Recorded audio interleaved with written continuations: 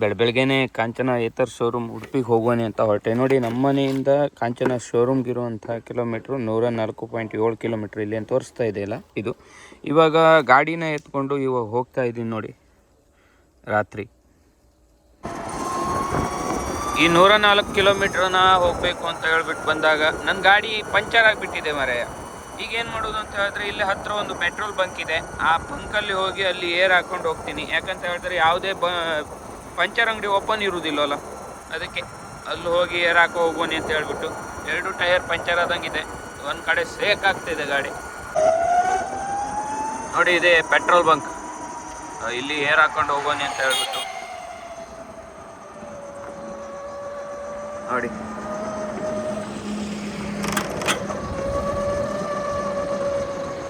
ಬಂಕಲ್ಲೆಲ್ಲ ಮಲ್ಕೊಂಡಿದ್ದಾರೆ ಪಾಪ, night duty ಮಾಡಿ ಎಲ್ಲ ಸುಸ್ತಾಗಿರುತ್ತೆ. ಆದರೆ ಇಲ್ಲೊಬ್ರು ಓಪನ್ ಇದ್ದಾರೆ ನೋಡಿ. ಇದೇ ನೋಡಿ ನನ್ನ ಏತರ್ ಸ್ಕೂಟಿ. ನೋಡಿ, ಟಯರ್ ಕೂಡ ಹೋಗಿದೆ. ಇವಾಗ ಇದನ್ನ ಅಲ್ಲೇ ತಗೊಂಡೋಗಿ ಚೇಂಜ್ ಮಾಡಿಸ್ಬೇಕು ಅಂತ ಹೇಳ್ಬಿಟ್ಟು. ಪಂಚರ್ ಆಗಿದೆ, ಅದರಲ್ಲೂ ಕೂಡ ಪಂಚರ್ ಆಗಿದೆ. ಇವಾಗ ಏರ್ ಹಾಕ್ಕೊಂಡು ಇಲ್ಲಿ ನೋಡಿ, ಏರ್ ಪಾಯಿಂಟ್ ಇದೆ, ಅಲ್ಲಿ ಏರ್ ಹಾಕ್ಕೊಂಡು ಹೋಗೋಣ ಅಂತ ಹೇಳ್ಬಿಟ್ಟು ನಿಲ್ಸಿದ್ದೀನಿ ಇವಾಗ. ನೋಡಿ, ಇವಾಗ ಬಸ್ತಿ ಹತ್ರ ಬಂದು ನಮ್ಮ ಅಲ್ಲಿಂದ ಪ್ರೈವೇಟ್ ಸ್ಕ್ರೀನ್ ಇತ್ತಲ್ಲ, ಅಲ್ಲಿ ಬಂದು ಒಂದು ಹೆಲ್ಮೆಟ್ ತಗೊಂಡು ಹೋಗೋಣ ಅಂತ ಹೇಳ್ಬಿಟ್ಟು ಇಲ್ಲಿ ಬಂದೆ. ನೋಡಿ, ಮಲಗಿದ್ದಾನೆ ಪಾಪ. ಈಗ ಸಮಯ 6 ಗಂಟೆ ಆಯ್ತು. ನಮ್ಮ ಮನೆಗಿದ್ದಾಗ ನಾ ಗ್ಯಾರಂಟಿ ಬರ್ತಿಲ್ಲ. ನೋಡಿ, ಇಲ್ಲಿ ಮಲ್ಕೊಂಡಿದ್ದಾನೆ. ಇಲ್ಲಿ ನೋಡಿ, ಇವಾಗ ಶಿರಾಲಿ ಮಾವಿನಕಟ್ಟ ಹತ್ರ ಬಂದೆ. ಇಲ್ಲಿ ಏನು ಅಂತ ಹೇಳಿದ್ರೆ, ಕೆಲವು ದಿನಗಳ ಹಿಂದೆ ಕೆಲವು ಕೂಡ 1-2 ಆಕ್ಸಿಡೆಂಟ್ ಆಗಿತ್ತು. ಯಾಕಂತ ಹೇಳಿದ್ರೆ, ಆ ಕಡೆ ಈ ಕಡೆ ಏನು ನೋಡಲ್ಲ, ಸೀದಾ ನೇರವಾಗಿ ದಾಟಿಬಿಡ್ತಾರೆ. ಬರುವಂತಹ ದಾರಿಯಲ್ಲಿ ಬರುವಂತಹ ಗಾಡಿಗಳಿಗೆ ಇಲ್ಲಿ ದಾಟುವವರು ಗೊತ್ತಾಗುವುದಿಲ್ಲ. ಹಾಗಾಗಿ ಇಲ್ಲಿ ಕೂಡ ಒಂದು ನಮ್ಮ ಗೇಟಲ್ಲಿ ಹಾಕಿರುವಂತಹ ಲೈಟ್ಗಳನ್ನು ಹಾಕಿದ್ರೆ ತುಂಬ ಒಳ್ಳೆಯದು. ಅಂದರೆ ಕೆಲವೊಂದಷ್ಟು ಅಪಘಾತಗಳನ್ನು ತಡಿಬೋದು ಅಂತ ಅಂದ್ಕೋತೀನಿ. ನೋಡಿ, ನೀವು ನೋಡ್ತಾ ಇದ್ದೀರಿ ಸಾರದೊಳೆ ಮಲೆಕೋಟೆ ಹನುಮಂತ ದೇವಸ್ಥಾನ.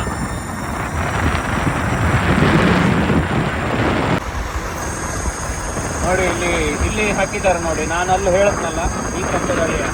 ಆದರೆ ಇಲ್ಲಿ ಲೈಟ್ ಹಾಕಿಲ್ಲ ಅಷ್ಟೇ. ಕಂಬ ಬಂದಿದೆ, ಲೈಟ್ ಇಲ್ಲ ಗುರು ಇಲ್ಲಿ. ನೋಡಿ, ವೆಂಕಟಾಪುರ ಹೊಳೆ ಬಂತು. ಈಗ ಹೊಳೆ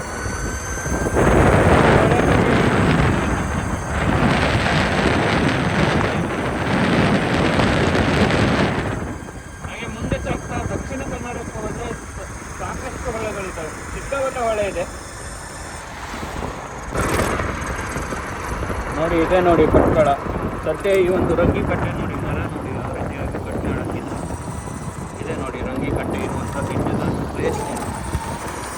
ಹಾಗೆ ಇಲ್ಲೇ ಇರುವಂಥ ಹೆಲ್ಮೆಟ್ ಕಡ್ಡಾಯ ಅಂತ ಹೇಳ್ಬಿಟ್ಟು ಕೆಲವೊಂದು ವರ್ಷಗಳ ಹಿಂದೆ ಬಂದಿತ್ತು. ISI ಮಾರ್ಕ್ ಇರುವಂಥ ಹೆಲ್ಮೆಟನ್ನೇ ಹಾಕಬೇಕು ಅಂತ ಹೇಳ್ತಾರೆ. ಆದರೆ ಕಾಲ ಹೋಗ್ತಾ ಚೇಂಜ್ ಆಗುತ್ತೆ ಅಂತ ಹೇಳೋದಕ್ಕೆ ಇದೇ ಉದಾಹರಣೆ ಅನ್ಸುತ್ತೆ. ಇಲ್ಲಿ ಇವಾಗ ಯಾರು ಹೆಲ್ಮೆಟನ್ನು ಜಾಸ್ತಿ ಬಳಸ್ತಾ ಇಲ್ಲ. ಸಿಗ್ನಲ್ ಅಂತೂ ಇಲ್ಲಿ ಕೇಳುವಂಗೆ ಇಲ್ಲ. ಯಾಕೋ ರೋಡ್ ಆಗಲಿಲ್ಲ ಅಂತ ಹೇಳೋದು ಏನೇನೋ. ಆದರೂ ಹೆಲ್ಮೆಟ್ ಇದ್ದರೆ ನಮ್ಮ ಜೀವಕ್ಕೆ ನಾವು ಸುರಕ್ಷತೆಯನ್ನು ಇಟ್ಕೊಂಡು ಹಾಗೆ ಅನಿಸುತ್ತೆ. ಅದೊಂದು ನಾನು ಮಾತ್ರ ಹೇಳ್ಬೋದು. ಈಗ ನಾನು ಭಟ್ಕಳ ಸರ್ಕಲ್ ಹತ್ತಿರ ಬಂದೆ.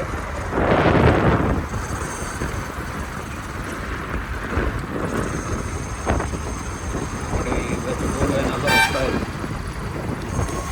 ನೋಡಿ. ಇದೇ ಭಟ್ಕಳ ಸರ್ಕಲ್ ಹೇಗೆ ಕಾಣಿಸ್ತಾ ಇದೆ ನೋಡಿ. ಈಗ ಸದ್ಯ ಓಪನ್ ಆಗಿರುವಂಥದ್ದು ದೇವಸ್ಥಾನ. ಆಂಜನೇಯ ಕಾಣಿಸ್ತಾ ಇದ್ದಾರೆ. ಜೈ ಬಜರಂಗಿ.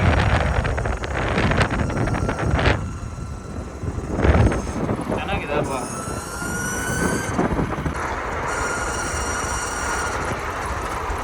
ನೋಡಿ, ಇವಾಗ ನಾವು ಶಿರೂರು ಟೋಲ್ ಗೇಟ್ ಹತ್ರ ಬಂದೆ. ನೋಡಿ, ಈ ಟೋಲ್ ಗೇಟನ್ನು ನೋಡಿದಾಗ ನನಗೆ ಕರಾಳ ನೆನಪು ಅಂತ ಹೇಳಿದ್ರೆ, ಆ ಆಂಬುಲೆನ್ಸ್ ಬಿದ್ದಿದ್ದು, 4 ಜನ ತೀರೋಗಿದ್ದು, ಅದನ್ನೆಲ್ಲ ನೆನೆಸ್ಕೊಂಡಾಗ ಅಂಥ ಘಟನೆಗಳು ಇನ್ನು ನಡೀದೇ ಇರಲಿ ಅಂತ ಹೇಳಿ ಅಂದ್ಕೋತೀನಿ. ನೋಡಿ, ಇದೆ Shirur toll gate.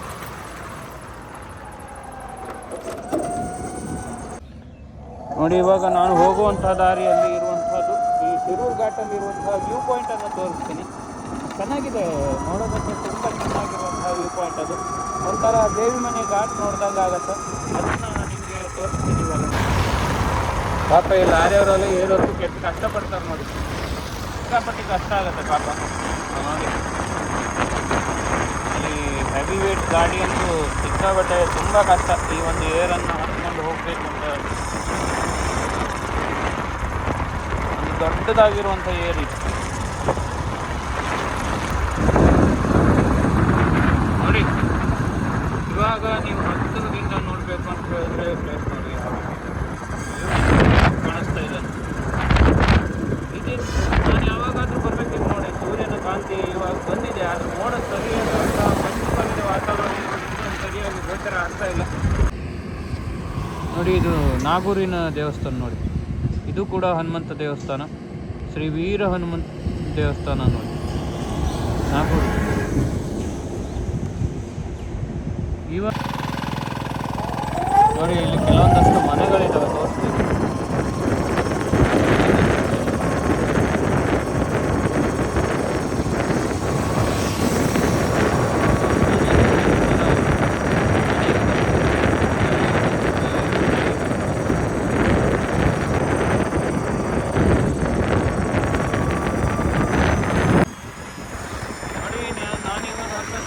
Maravanthe beach ಹತ್ರ ಇದ್ದೀನಿ. ಇದು ಜಾತ್ರೆ ನಡೆಯುತ್ತೆ ಇಲ್ಲಿ ಕೂಡ. ಅದು ಇದು ನೋಡಿ ಮರವಂತೆ ಬೀಚ್, ಇಲ್ಲಿ ಕೂಡ ಜಾತ್ರೆ ನಡೆಯುತ್ತೆ. ಆದರೆ ನನಗೆ ಅದ್ರ ಬಗ್ಗೆ ಗೊತ್ತಿಲ್ಲಾಗಿತ್ತು. ಆದರೆ ನಾನು ಈ ಕಡೆ ಬಂದಾಗ ಒಂದು ಜಾತ್ರೆ ನಡೀತಾ ಇರೋದ್ರಿಂದ ಅದ್ರ ಬಗ್ಗೆ ಕೂಡ ಈ ಒಂದು ವಿಡಿಯೋನ ಮಾಡಿದ್ದೀನಿ. ನೋಡಿ ಆ ಕಡೆ ಸಮುದ್ರ ತೀರ ಇದೆ. ಇಲ್ಲಿ ಪ್ರವಾಸಿಗರ ಸಂಖ್ಯೆ ದಿನೇ ದಿನಕ್ಕೂ ಜಾಸ್ತಿ ಆಗ್ತಾ ಇದೆ. ವಿಶ್ವ ಪ್ರವಾಸಿಗರ ತಾಣ ಇದೆ ನೋಡಿ. ಜಾಗಿಂಗ್ ಎಲ್ಲ ಮಾಡ್ತಾ ಇದ್ದಾರೆ. ಜಾಗಿಂಗ್ ಪ್ರವಾಸಿ ತಾಣವಾಗಿದೆ. ದಕ್ಷಿಣ ಕನ್ನಡ ಜಿಲ್ಲೆಯಲ್ಲಿ ಒಂದು ವಿಶೇಷವಾದಂತಹ ಪ್ರವಾಸಿ ತಾಣ ಅಂತ ಹೇಳಿದ್ರೆ ಮರವಂತೆ ಬೀಚ್. ಈ ಮರವಂತೆ ಬೀಚ್ ನೋಡಿದಾಗಲೇ ಪ್ರವಾಸಿಗರಿಗೆ ಒಳ್ಳೆ ಆಗುತ್ತೆ ನೋಡಿ. ಚೆನ್ನಾಗಿದೆ ಈ ಒಂದು ಮರವಂತೆ ಬೀಚ್ ಮಾತ್ರ. ಹಾಗೆ ನನ್ನ 44-49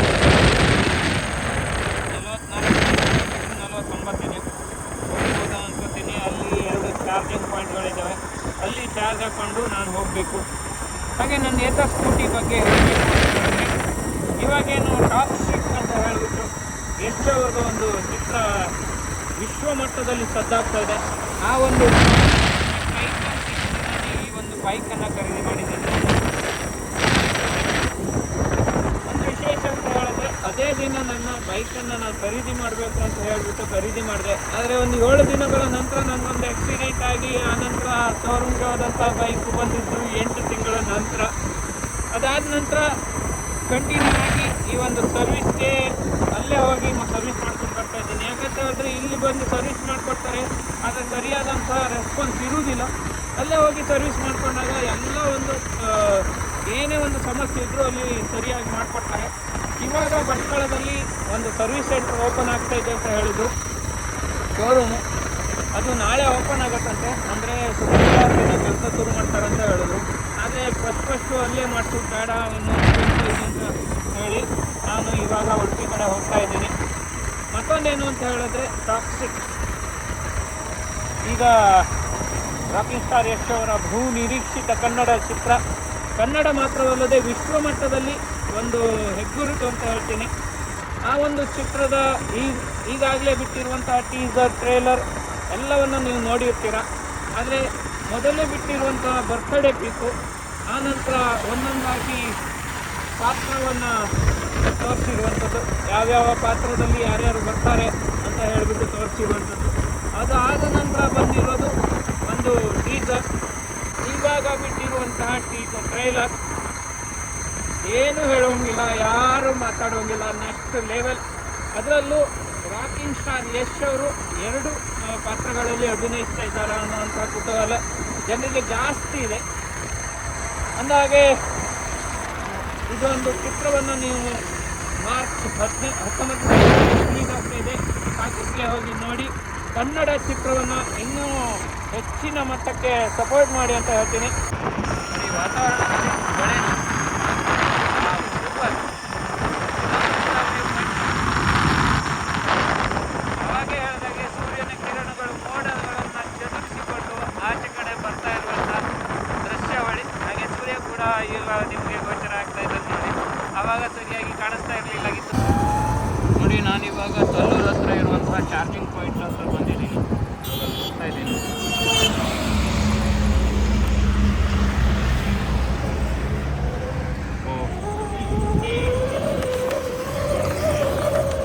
ಯಾರೇ ಚಾರ್ಜ್ ಇಟ್ಕೊಂಡಿದ್ದಾರೆ, ಬಹುಶಃ ಅವರು ಕೂಡ ಉಡುಪಿಗೆ ಹೋಗೋರಾಗಿರ್ಬೋದು. ಅಂತೂ ನನ್ನ ಗಾಡಿನ ತಂದು ಇಲ್ಲಿ ಚಾರ್ಜ್ ಹಾಕ್ಕೊಂಡು ಇಲ್ಲಿ ನಿಂತ್ಕೊಂಡಿದ್ದೀನಿ ನೋಡಿ. ಇದೇ ಕಲ್ಲೂರಿನ ಏತರ್ ಬ್ರಿಡ್. ಇಲ್ಲಿ ಬಂದು ನಾವು ಚಾರ್ಜ್ ಹಾಕ್ಕೊಂಡು ಒಂದು ಸ್ವಲ್ಪ ಹೊತ್ತು ವೇಟ್ ಮಾಡ್ಕೊಂಡು ಹೋಗ್ಬೇಕಾಗುತ್ತೆ. ಅಂತಕ್ಕಂಥ ನನ್ನ ಗಾಡೀಲಿ ಇವತ್ತು ಚಾರ್ಜ್ ಇಲ್ಲ. ನಾನು ಒಂದು ಚಾರ್ಜ್ಗೆ ಸೀದಾ ಅಲ್ಲಿ ಹೋಗ್ತಿದ್ದೆ. ನನ್ನ ಗಾಡಿ 2 ಟೈರ್ ಪಂಚರ್ ಆಗಿದ್ದರಿಂದ ನಾನು ಮತ್ತೆ ಅಲ್ಲಿ ಹೋಗೋಕ್ಕಾಗೋದಿಲ್ಲ ಅಂತ ಹೇಳ್ಬಿಟ್ಟು ಇಲ್ಲಿ ಚಾರ್ಜ್ ಹಾಕ್ಕೊಂಡು ಹೋಗ್ತೀನಿ. ನಾನಿವಾಗ ತಲ್ಲೂರಿನ ಏತರ್ ಗ್ರಿಡ್ ಹತ್ರ ಇದ್ದೀನಿ. ನಾನು ನನ್ನ ಸ್ಕೂಟಿನ ತೊಗೊಂಡು ಏತರ್ ಶೋರೂಮ್ಗೆ ಹೋಗಿ ಅಲ್ಲಿ ಸರ್ವಿಸ್ ಮಾಡ್ಕೊಂಡು ಬರಬೇಕು ಅಂತ ಹೇಳ್ಬಿಟ್ಟು ಹೋಗ್ತಾ ಇದ್ದೀನಿ. ಹಾಗೆ ನನ್ನ ಗಾಡಿ ಈಗ ಬಂದು 55% ಚಾರ್ಜ್ ಇತ್ತು. 2 ಟೈರ್ ಪಂಚರ್ ಆಗಿರೋದ್ರಿಂದ ನಾನು ಒಂದೇ ಚಾರ್ಜ್ಗೆ ಅಲ್ಲಿ ಹೋಗೋಕ್ಕಾಗಲಿಲ್ಲ. ಇಲ್ಲಂತ ಹೇಳಿದ್ರೆ ನಮ್ಮ ಮನೆಯಿಂದ 104 ಕಿಲೋಮೀಟ್ರ್ ಆಗ್ತಿತ್ತು. ನಾನು 104 ಕಿಲೋಮೀಟ್ರ್ ಚಾರ್ಜಲ್ಲೇ ಆರಾಮಾಗಿ ಒಂದು ಶೋರೂಮ್ಗೆ ಹೋಗ್ತಿದ್ದೆ ನೋಡಿ. ಇದು ನಮ್ಮ ಹಳ್ಳಿನೇ, ಇದು ಹೆಲ್ಮೆಟು ನಮ್ಮ ಹಳ್ಳಿ ನೋಡಿ. ಇದೇನು ಕಟ್ಕೊಟ್ಟ ಮೊಬೈಲ್ ಹಾಕೋಕ್ಕಂತ ಹೇಳ್ಬಿಟ್ಟು ಅವ್ನು ಬೆಳಗ್ಗೆ ಮುಂಚೆ ಹೋಗಿ ಏಳಿಸಿ ಅವನಿಗೊಂದು ರಗಳಿ ಕೊಟ್ಟು ಏಳಿಸ್ಕೊಂಡು ಇದೊಂದು ಹೆಲ್ಮೆಟ್ ತಗೊಬಂದೆ. ನನ್ನ ಹೆಲ್ಮೆಟ್ ಸ್ವಲ್ಪ ಹೋಗಿತ್ತು ಅಂತ ಹೇಳ್ಬಿಟ್ಟು ಈ ಹೆಲ್ಮೆಟ್ಟು ಮತ್ತು ಮೊಬೈಲ್ ಹಾಕೋಕ್ಕೆ ಒಳ್ಳೆ ಆಗುತ್ತೆ, ವೀಡಿಯೋ ಮಾಡ್ಕೊಂಡು ಹೋಗೋಣ ಅಂತ ಹೇಳ್ಬಿಟ್ಟು ನೋಡಿದ್ರೆ ನನ್ನ ಮೈಕೇ ಸರಿ ಇಲ್ಲ. ನಾನು ತೊಗೊಂಡಿರುವಂಥ ಮೈಕ್ ಅಷ್ಟೊಂದು ಒಳ್ಳೆ ಇಲ್ಲ, ವಾಯ್ಸ್ ಸರಿಯಾಗಿ ಕೇಳಿಸಲ್ಲ. ನಾನು ಗಾಡಿ ಮೇಲೆ ಹೋಗ್ತಾ ಇದ್ದರೆ ಗಾಡಿ ಸೌಂಡೇ ಜಾಸ್ತಿ ಬರ್ತದೆ. ನಾನು ಸ್ಕೂಟಿನ ತಗೊಂಡಿದ್ದು ಯಾವಾಗ ಅಂತ ಹೇಳಿದ್ರೆ, ಈಗೇನು ಟಾಕ್ಸಿಕ್ ವಿಶ್ವಮಟ್ಟದಲ್ಲಿ ಸದ್ದಾಗಿ ಒಂದು ರಾಕಿಂಗ್ ಸ್ಟಾರ್ ಯಶ್ ಅವರ ಚಿತ್ರ ಒಂದು ವಿಶ್ವಮಟ್ಟದಲ್ಲಿ ಸುದ್ದಿ ಆಗ್ತಾ ಇದೆ. ಆ ಒಂದು ಟೈಟಲ್ ಅನಾವರಣದ ದಿನ, ಅಂದರೆ ಟೈಟಲ್ ಇಟ್ಟ ದಿನ, ಟೈಟಲ್ ಯಾವಾಗ ಹೊರಗೆ ಬಂತು ಆ ಒಂದು ದಿನ ಈ ಒಂದು ಸ್ಕೂಟಿನ ನಾನು ಖರೀದಿ ಮಾಡಿದ್ದು. ಅದಾದ ನಂತರ ಒಂದು 7 ದಿನಗಳ ನಂತರ ನನಗೊಂದು ಆಕ್ಸಿಡೆಂಟ್ ಆಗುತ್ತೆ. ಈ ಒಂದು ಗಾಡಿ ಶೋರೂಮ್ಗೆ ಹೋಗಿ ಕೂತ್ಕೊಂಡಿದ್ದು 8 ತಿಂಗಳ ನಂತರ ಬಂದು ನನ್ನ ಕೈ ತಲುಪುತ್ತೆ. ಅದಾದ ನಂತರ ನಾನೀಗ ಪ್ರತಿಯೊಂದು ಸರ್ವಿಸ್ಗೂ ಈ ಒಂದು ಏತರ್ ಶೋರೂಮ್ಗೆ ಹೋಗಿ ಸರ್ವಿಸ್ ಮಾಡ್ಕೊಂಡು ಬರ್ತಾ ಇದ್ದೀನಿ. ಹಾಗೆ ನಾಳೆ ನಮ್ಮ ಒಂದು ಭಟ್ಕಳದಲ್ಲಿ ಒಂದು ಶೋರೂಮ್ ಓಪನ್ ಆಗ್ತಾ ಇದೆ ಅಂತ ಹೇಳಿದ್ರು. ಅದು ತುಂಬ ಖುಷಿಯಾದಂಥ ವಿಚಾರ. ಯಾಕಂತ ಹೇಳಿದ್ರೆ ನಾವು ಪದೇ ಏನೇ ಒಂದು ಸಮಸ್ಯೆ ಆದರೂ, ಒಂದು ಸಣ್ಣ ಸಮಸ್ಯೆಗಾದ್ರೂ ಉಡುಪಿಗೆ ಓಡಬೇಕಾಗಿತ್ತು. ಆದರೆ ಇದೊಂದು ದೊಡ್ಡ ಸಮಸ್ಯೆ ಇವಾಗ ನಮಗೆ ತಪ್ಪತ್ತೆ. ನಾವು ಇನ್ನು ಮುಂದೆ ನಾವು ಭಟ್ಕಳದಲ್ಲೇ ಸರ್ವಿಸ್ ಮಾಡಿಸೋಣ ಅಂತ ಹೇಳ್ಬಿಟ್ಟು. ಆದರೆ ಈಗ ಯಾಕೆ ಮಾಡಿಸ್ಲಿಲ್ಲ ಅಂತ ಹೇಳಿದ್ರೆ, ಹೊಸದಾಗಿ ಮಾಡ್ತಾ ಇರೋದು, ಅಷ್ಟೊಂದು ಕೆಲಸ ಕಲ್ತಿರೋರು ಬರ್ತಾರೋ ಇಲ್ವೋ ಅಂತಹ ಗೊಂದಲ. ಅದಕ್ಕೆ ಈ ಒಂದು ಸರ್ವಿಸ್ನ ಈಗ ನನಗೆ 50,000 ಕಿಲೋಮೀಟ್ರ್ ಆಯಿತು ನನ್ನ ಗಾಡಿ ಬಂದು. ಈ ಒಂದು ಸರ್ವಿಸ್ನ ಅಲ್ಲಿ ಏತರ್ ಶೋರೂಮ್ಗೆ ಹೋಗಿ, ಉಡುಪಿ ಏತರ್ ಶೋರೂಮ್ಗೆ ಹೋಗಿ ಮಾಡ್ಕೊಂಡು ಬರೋಣ ಅಂತ ಹೇಳ್ಬಿಟ್ಟು ತೊಗೊಂಡು ಬಂದಿದ್ದೀನಿ. ಇವಾಗ ಸ್ವಲ್ಪ ಅಲ್ಲಿ ಒಂದು ಪೆಟ್ರೋಲ್ ಪಂಪಲ್ಲಿ ಚಾರ್ಜ್ ಇದು ಗಾಳಿ ಹಾಕೋ ಬಂದದ್ದು ನಮ್ಮದು ಅಡ್ಡಿಲ್ಲ. ನೋಡುವ ಯಾವ ರೀತಿ ಅಂತ ಹೇಳ್ಬಿಟ್ಟು. ಸ್ವಲ್ಪ ಏರ್ ಕಮ್ಮಿ ಆಗ್ತಾ ಇದೆ, ಗಾಳಿ ಕಮ್ಮಿ ಆಗ್ತಾ ಇದೆ. ಇದನ್ನೇ ತೊಗೊಂಡು ಹೋಗ್ತೀನಿ. ಇವಾಗ ಇನ್ನೊಂದು 40 ಕಿಲೋಮೀಟ್ರ್ ಹೊಡೆದ್ರೆ ಆಯಿತು. ಇವಾಗ ಗ್ರಿಡ್ಡಲ್ಲಿ ಚಾರ್ಜ್ ಹಾಕ್ಕೊಂಡಿದ್ದೀನಿ. ಇವಾಗ 61% ಆಯಿತು. ನೋಡುವ, ಮತ್ತೊಂದು ಸ್ವಲ್ಪ ಮಾಡ್ಕೊಂಡು ಹೋಗ್ತೀನಿ. ಅಂದಂಗೆ ನನ್ನ ಚಾನಲ್ ಯಾವುದು ಅಂತ ಗೊತ್ತಲ್ಲ, ಲೋಕೇಶ್ ಬೈಲೂರು. ನೀವು ಆದಷ್ಟು ಸಬ್ಸ್ಕ್ರೈಬನ್ನು ಮಾಡಿ, ಹಾಗೆ ವಿಡಿಯೋಗೆ ಕಮೆಂಟನ್ನು ಮಾಡಿ ಅಂತ ಹೇಳ್ತೀನಿ. ನಮಗೇನು ಅಷ್ಟೊಂದು ಮಾತಾಡೋದಕ್ಕೆಲ್ಲ ಬರುವುದಿಲ್ಲ. ಇದ್ದದನ್ನೇ ಇದ್ದಾಗೆ ಜಾಸ್ತಿ ಹೇಳಿ ವಿಡಿಯೋನ ಅಪ್ಲೋಡ್ ಮಾಡ್ತಾ ಇರ್ತೀನಿ. ಯಾವುದಾದ್ರು ಒಂದು ದೇವಸ್ಥಾನದಾಗಿರ್ಬೋದು, ಅದು ಇದು ಅಂತ ಎಲ್ಲ ಒಂದು ವಿಡಿಯೋನ ನಮ್ಮ ಕಡೆ ಏನು ನಡೆಯುತ್ತೆ, ನಮ್ಮ ಲೋಕಲಲ್ಲಿ ಯಾವ್ಯಾವುದು ಸಣ್ಣ ಪುಟ್ಟ ದೇವಸ್ಥಾನಗಳ ಪೂಜೆ ಇರ್ಬೋದು, ಪುರಸ್ಕಾರ ಇರ್ಬೋದು, ಅಂಥದ್ದನ್ನು ಜಾಸ್ತಿ ಹಾಕ್ತಾ ಇರ್ತೀನಿ. ಇಷ್ಟ ಆದರೆ ದಯವಿಟ್ಟು ಲೈಕ್ ಆಗಿ, ಶೇರ್ ಆಗಿ, ಕಮೆಂಟನ್ನು ಮಾಡಿ. ಹಾಗೆ ನನ್ನ ಚಾನಲನ್ನು ಸಬ್ಸ್ಕ್ರೈಬ್ ಮಾಡ್ಕೊಂಡು ನೋಡಿ. ಅಂತೂ ನಾನು ಬಂದೆ ಕಡಿಹಳ್ಳಿ ಇದೆ ನೋಡಿ, ಕಡಿಹಳ್ಳಿ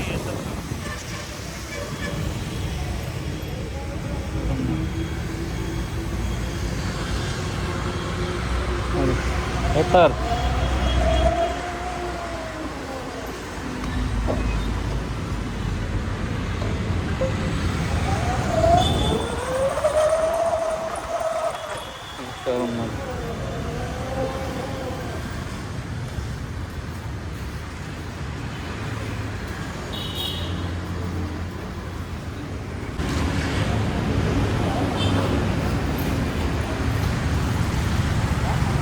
ಇದೆ ನೋಡಿ ಏತರ್ ಶೋರೂಮ್ ನೋಡಿ. ಇವಾಗ ಇನ್ನೂ ಗಾಡಿ ಎಲ್ಲ ಹೊರಗೆ ಹಾಕಲಿಲ್ಲ ನೋಡಿ. ಎಲ್ಲ ಸ್ಕೂಟಿ ನಿಂತ್ಕೊಂಡಿದೆ. ಇದೆಲ್ಲ ಬಹುಶಃ ರಿಪೇರಿ ಆಗಿರುವಂಥದ್ದು. ಎಲ್ಲ ಬಂದು ತಗೊಂಡು ಹೋಗ್ಲಿಲ್ಲ ಇರ್ಬೇಕು ನೋಡಿ. ಇಲ್ಲೇ ಈ ಸರ್ವಿಸನ್ನು ಮಾಡಿಕೊಡುವಂಥದ್ದು ನಾಳೆ ಭಟ್ಕಳದಲ್ಲಿ ಒಂದು ಶೋರೂಮ್ ಓಪನ್ ಆಗುತ್ತೆ ಅಂತ ಹೇಳಿದ್ದಾರೆ. ಆದರೆ ನಮ್ಮದು ಇವಾಗ ಇಲ್ಲಿ ಸರ್ವಿಸು ಬಹುಶಃ ಲಾಸ್ಟ್ ಆಗ್ಬೋದು. ಉಡುಪಿ ಕಡೆ ಬರೋದೇ ಲಾಸ್ಟ್ ಆಗ್ಬೋದು.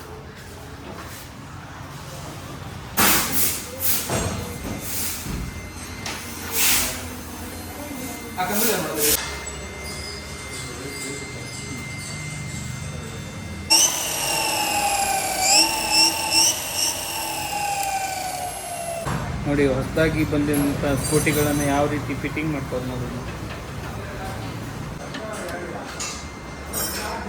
ನೋಡಿ ಇವಾಗ ಇದರಲ್ಲಿ ಏನೂ ಇಲ್ಲ, ಎಲ್ಲ ಫಿಟ್ ಮಾಡ್ತಾರೆ ಇವಾಗ.